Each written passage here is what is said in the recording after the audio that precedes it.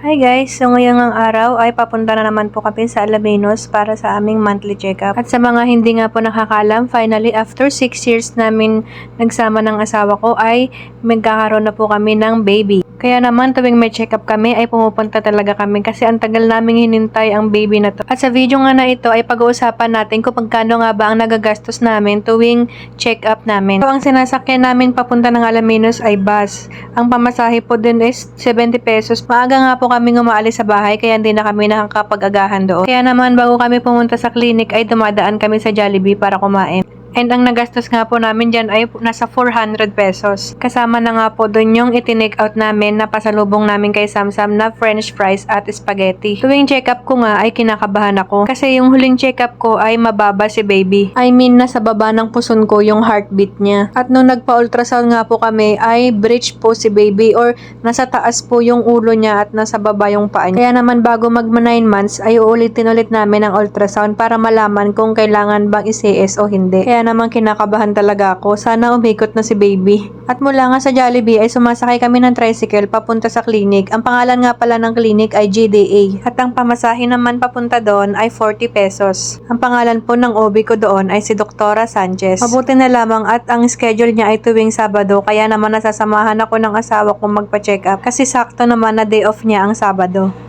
At habang hinihintay nga namin si Doc, ay nagkikwentuhan kami dyan tungkol sa buhay-buhay.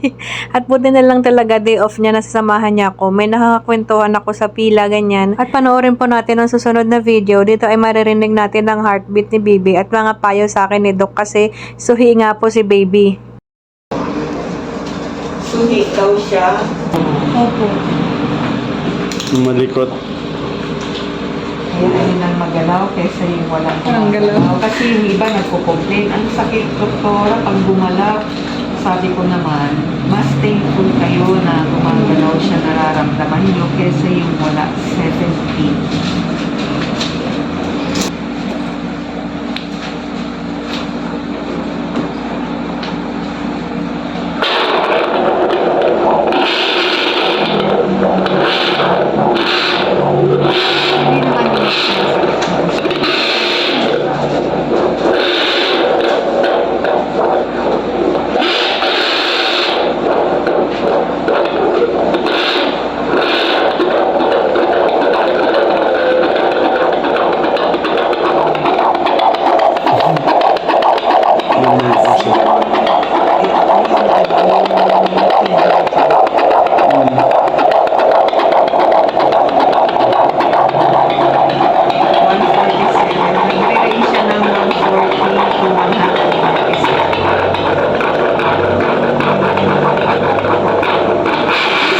Gaya nun, nandito.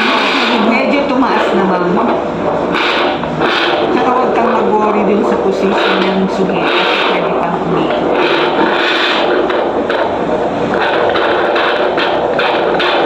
Malakas. Okay. So ayun nga, malakas daw si baby at wag daw ako mag-alala kung suhi daw si baby kasi may tendency pa na umikot pa daw siya. And ang nagastos nga po namin is nasa 1,800 kasama na po yung gamot or yung vitamins ko. Dito na rin kasi ako bumibili ng gamot para less hassle na dumaan sa ibang pharmacy. At masaya naman po ako sa resulta ng check-up natin ngayon kasi medyo tumaas na daw si baby at healthy nga daw po siya kasi ang lakas daw po ng heartbeat niya. First baby namin to at 6 years namin siyang hinintay kaya naman pinaglalaanan talaga namin ng oras ang check-up. After nga ng check-up ay umuwi na rin kami agad. At ang sinasakyan na nga namin pauwi ay jeep para hindi na kami maghintay ng matagal. So hanggang dito na lamang po ang ating video. Salamat po sa panonood. Bye-bye!